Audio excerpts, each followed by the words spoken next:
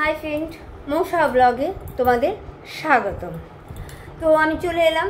আমি কিছুক্ষণ আগে শ্যামার একটা লাইভ দেখলাম। লাইভে দেখলাম শ্যামা খুব অনেক প্রশ্ন রেখেছে। সব প্রশ্নের উত্তর দেব।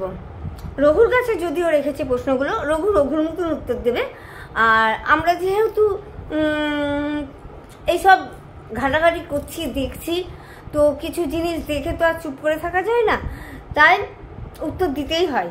যদিও শ্যামা রঘুর কাছে উত্তরগুলো চেয়েছে, আমার কাছে না, কিন্তু তবুও একবারই উত্তরটা দিতে এলাম এই কারণে, কারণ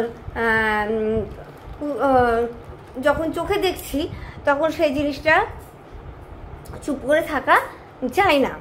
তো শ্যামা, হ্যাঁ তোমাকে শ্যামা বলি, তোমাকে শ্যামা এই কারণে বলি, তুমি তো নিজেই বলেছো যে তুমি আমার থেকে অনেকটাই ছোট, তো সেই জন্য তোমাকে আমি নাম ধরেই ডাকি, শ্যামা বলেই ডাকি, ঠিক আছে?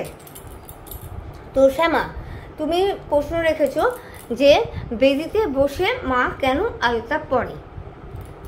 ঠিক, একদম ঠিক কথা, তোমার কথায় যুক্তি আছে। মা কেন বেদিতে বসে আলতা পড়ে, একদম ঠিক কথা। তো আমি তোমাকে ভেঙে দিচ্ছি। হ্যাঁ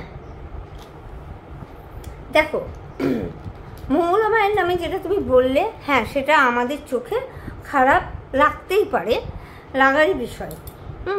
কিন্তু যার যার ফিলিংস তার কাছে, ঠিক আছে?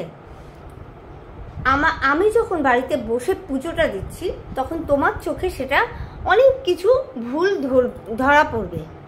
তুমি যখন ঘরে পুজো দেবা তখন যে কোনো কাজ, পুজো বলে না, তুমি যখন ঘরের কোনো কাজ করবা সেটা তোমার নজরে ঠিক, কিন্তু আমাদের নজরে সেটা ভুল।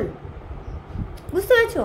সব কিছুর ব্যাখ্যা দেওয়া সম্ভব না, যেটা কেন করা হচ্ছে বা কেন হলো, করবা কেন। যার যার ফিলিংস তার কাছে, ঠিক আছে? আমাদের নজরে যেটা খারাপ, মঙ্গলা মায়ের নজরে সেটা হয়তো ঠিক। আমরা মা কালীকে কালী ঠাকুর হিসাবে ধরছি, কৃষ্ণকালী মাকে, মঙ্গলা মা সেটা নিজের মা হিসাবে ধরছে। এবার মায়ের কাছে তো আমরা মা তো আমাদের জন্মদাত্রী মা তো আমাদের বড় গুরুজন, মাকে আমরা প্রণামও করি, কিন্তু আবার কী করি, মায়ের গায়ে পা তুলেও কিন্তু আমরা ঘুমাই তো, মায়ের গায়ে পা তুলেও ঘুমাই, আবার মায়ের পায়ে হাত দিয়ে আমরা প্রণামও করি। ঠিক সেরকম মঙ্গলা মাও মা হিসাবে দেখে। কৃষ্ণকালী মাকে আমরা ঠাকুর হিসাবে দেখি, মঙ্গলা মা কিন্তু মা হিসাবে দেখে। অতএব আমাদের চোখে বেদিতে বসে আলতা পরা বা বেদিতে উঠে দাঁড়ানো, এটা আমাদের চোখে খুবই অপরাধ। কারণ সেটা ঠাকুরের বেদিতে কখনো উঠা যায় না, কিন্তু মঙ্গলা মায়ের কাছে ওটা কোনো অপরাধ নেই। সেটা তার ফিলিংস, তার জায়গা থেকে। কেন? তিনি কৃষ্ণকালী মাকে মা ভাবেন, মা, নিজের মা, ঠিক আছে? এই কারণে তার নজরে সেটা কোনো অপরাধ না। দেখো, সবার কাছে সব কিছু কিন্তু সমান হয় না। যেমন দেখো, তুমি বললে যে সামান্য ভিউজের জন্য তোমরা কোথায় নেমে যাচ্ছ, ঝিলিককে তুমি এই কথাটা বললে। আচ্ছা বলো তো, তুমি কি ভিউজের জন্য নেমে যাওনি? তুমি কি নেমে যাওনি? আমরা যদি ভিউজের জন্য এইভাবে ভিডিও করতে পারি, ঠিক আছে, ভুল ধরছি না, ঠিক ধরছি না, আমরা আমাদের মতন ভিডিও করে যাচ্ছি, সেটা দুটো পয়সার জন্য, দুটো ভিউজের জন্য, ঠিক? তাহলে তুমি কি করছো? তুমি দুটো পয়সার জন্য মেয়েকে, দেখো কথাটা বললে হয়তো তোমার গায়ে লাগবে, ভিক্ষা করতে নামিয়ে দিচ্ছ। কেন বললাম? ট্রেনে রাস্তাঘাটে এইভাবে লিখে, একটা কাগজে লিখে একটা পঙ্গু লোক বা একটা কোনো বাচ্চা বা যেই হোক, এরকম করে একটা লেখা নিয়ে বেরিয়ে যায়, দিয়ে পয়সা দেয়, ঠিক আছে? তুমি কি করেছো? সোশ্যাল মিডিয়ায় সেই জিনিসটা করেছো, তারা রাস্তাতে ট্রেনে বাসে লিখে থাকে না যে আমি খুব অসহায়, আমাকে দুটো খেতে দাও, আমাকে সাহায্য করো, এইভাবে একটা লিখে হাতে একটা ধরে থাকে। সবাই তখন তার হাতে গিয়ে পয়সা দেয়। তুমি সেটাই করেছো, কিন্তু একটু স্ট্যান্ডার্ড একটু উচ্চ পদে করেছো জিনিসটা। কীরকম করেছো? তোমার মেয়েকে সোশ্যাল মিডিয়ায় এইভাবে হাত জড়ো করে দাঁড় করিয়ে ক্যাপশন লিখে দিয়েছো, তার উপরে লিখে দিয়েছো খুব অসহায়। হ্যাঁ, খুব অসহায় মেয়ে। যার মা বাবা জীবিত আছে সে অসহায় হয় কোথা থেকে? কোথা থেকে? সেই মেয়ে ফেসবুকে তুমি এইভাবে ছেড়েছো, ইউটিউবে সেই মেয়ে এসে হাত জড়ো করে বলছে আমরা খুব গরিব, আমার দাদার চিকিৎসা করতে হবে, এ করতে হবে। তাহলে তুমি কি করছো? তুমি দুটো পয়সার জন্য নিজের সন্তানকে ভিক্ষা করতে নামিয়ে দিয়েছো। হ্যাঁ, ভিক্ষাটা তোমার কি একটু স্ট্যান্ডার্ড, একটু উচ্চ পদে ভিক্ষা, যেটা ট্রেনে বাসে ওই যে বললাম কাগজ ধরে করে, সেটা তুমি সোশ্যাল মিডিয়ায় একটু উঁচু, যেহেতু একটু উচ্চ পদে করেছো। ঠিক আছে, কথাটা শুনতে তোমার খুব খারাপ লাগতে পারে, এটা তোমার নজরে যেমন ঠিক, আমাদের নজরে এটা ভুল। আমাদের নজরে কিন্তু এটা একদম অন্যায়, ঘোর অন্যায়, ঘোর ভুল। এটা হতে পারে না। এটা কখনো একটা মা বাবা করতে পারে না।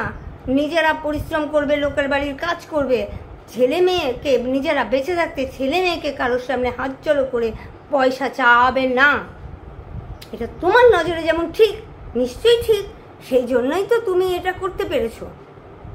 কিন্তু আমরা এটা নিতে পারছি না। আমাদের নজরে এটা খুব অন্যায়, খুব ভুল।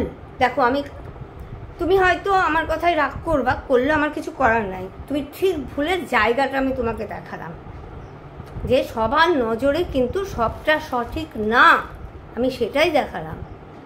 বুঝতে পেরেছো? আর ভোগের কথা বলছো, যে কেউ তোমার বাড়ির থেকে ওই করলা সিদ্ধ, টমেটো সিদ্ধ আর আলু সিদ্ধ খেয়ে তুমি হয়তো কাউকে একটু দাও, ঠিক আছে, দাও, খুব ভালো কথা। ভোগ খাওয়ানো, ভোগ বা কি যাই হোক, যে বাড়িতে এলে খাওয়ানো খুব ভালো। তোমার বাড়িতে যাই কটা ভক্ত যাই বলো? 10টা যাই রোজ, হয়তো আমি ধরে নিলাম যাই না 10টা, আমি ধরে নিলাম তোমার বাড়িতে আমি 10টা ভক্ত যাই, তুমি 10টা ভক্তকে দুটো কটা আলু সিদ্ধ, করলা সিদ্ধ আর টমেটো সিদ্ধ দিয়ে ভাগ দিলা, যা দিয়েই দাও, দিলা তো, ঠিক আছে। মঙ্গলা মায়ের ওখানে হাজারে হাজারে ভক্ত যায়, বা হাজারে হাজারে ভক্তকে প্রত্যেক দিন ভোগ খাওয়ানো সম্ভব? ভোগ খাওয়ানো সম্ভব না। কিন্তু আমি নিজের চোখে দেখে এলাম মঙ্গলা মা শরবত বানিয়ে, মানে এই বড় একটা নৌকোতে 1 নৌকো শরবত বানানো আছে। প্রত্যেককে যে হাত বাড়িয়েছে, যে খেতে পেয়েছে, মোটামুটি সবাই কিন্তু 1 গ্লাস করে শরবত খেয়েছে। প্লাস যখন দেখা হচ্ছে বা জিজ্ঞেস করা হচ্ছে বা ত্রিশূল ঠেকানো হচ্ছে তখন কিন্তু সবাই, মানে যে যেরকম ব্যক্তি হাত বাড়িয়ে ফল নিয়েছে, মিষ্টি নিয়েছে। মঙ্গলামা নিজে কিন্তু, তুমি একটু ভালো করে মঙ্গলামার ভিডিওগুলো দেখো, জানি না ভিডিওতে উঠেছে কিনা, কিন্তু আমি এটা নিজের চোখে দেখে এসেছি যে ওকে ফল দাও গো, সবাইকে দুটো করে ফল দাও। মঙ্গলামা আমাকেও এমনও বলেছে, মো যাও তো, যা একটু ফলগুলো দে গা, আমাকেও বলেছে মঙ্গলামা এই কথাটা। ঠিক আছে, দেয় না একেবারে তা না। তোমাকে যে তুমি কী সব রিপোর্ট নাও জানি না, নিতেই পারো রিপোর্ট, তোমার টাইম আছে, তুমি রিপোর্ট সংগ্রহ করো। মঙ্গলা মায়ের অত সময় নেই কারোর রিপোর্ট সংগ্রহ করার। তো যাই হোক, এটা কিন্তু আমি নিজের চোখে দেখে এসেছি। আর হ্যাঁ, যারা ভোগ রান্না করে তারা নিজেদের মানসিক থাকে, তারা সেই মানত হিসাবে এসে ভোগ রান্না করে। ওখানে প্রচুর সেবকরা থাকে, হ্যাঁ, এবং যারা মঙ্গলা মায়ের আশেপাশে থাকে তারা ভোগ গ্রহণ করে। যার কপালে জুটে সে ভোগ গ্রহণ করে। যখন রঘু গেল, রঘুর কপালে ওই ভোগ জুটলো, কিন্তু আমিও গিয়েছি, আমাকে মঙ্গলা মাও খেতে বলেছে, ভোগ খেয়ে যাবি মা। আমার কপালে জুটেনি, কারণ আমার ট্রেনের টাইম হয়ে গেছিলো, আমি চলে এসেছি। দেখো, এটা কিন্তু তোমার কাছ থেকে শেখা, কপালের জুটার ব্যাপারটা। কেন তুমি কিন্তু বলেছো পিটিএস দিদি যখন তোমাদের বাড়ি গিয়েছিল, তোমার মন্দিরে গিয়েছিল, এবং তার সঙ্গে আরও অনেক কজন ছিল, তারা যখন ভোগ পেল না, তা পিটিএস দিদি যখন এসে ভিডিও করে বলল যে আমাদেরকে দেওয়া হলো না, এদিকে ভিডিওতে বলে যে সবাইকে ভোগ দেয়, কিন্তু আমরা এরকম তারা না খেয়ে সকাল থেকে না খেয়েছিল, তারা চাল কিনে দিবে বলেছিল, কিন্তু তবু দুটো রেঁধে দেওয়া হলো না। এই কথাটা যখন শুনলো তখন তুমি কি বললে যে কপালে ছিল না, পায়নি। যার যখন কপালে থাকে সে তখন পায়, তাদের কপালে ছিল না। ঠিক সেরকম, বুঝতে পেরেছো? ওখানে ভোগটাও ব্যাপারটা তাই, যার কপালে জুটে সে পায়। ঠিক আছে, সবসময় যে দেওয়া হয় এমনটাও না, আবার সবসময় যে দেওয়া হয় না এমনটাও না। ঠিক আছে, আমি তোমার কটা প্রশ্নের উত্তর হয়তো দিলাম, আরও ছিল, কিন্তু যাই হোক আমি এই কটারই দিলাম। এই কটা আমার মাথায় এলো যে তোমার প্রশ্নের উত্তর কটা আমি দিই, তো সেই জন্য দিলাম। আশা করি তোমার ক্লিয়ার হয়ে গেছে, এমন কিছু খারাপ কথা মনে হয় না যে আমি বলেছি। ঠিক আছে, ওকে, বাই, সবাই ভালো থেকো। জয় কৃষ্ণকালী মায়ের জয়, জয় শিবশ্যামা মায়ের জয়, জয় শিব শম্ভু, হর হর মহাদেব। সকলে ভালো থেকো, সুস্থ থেকো।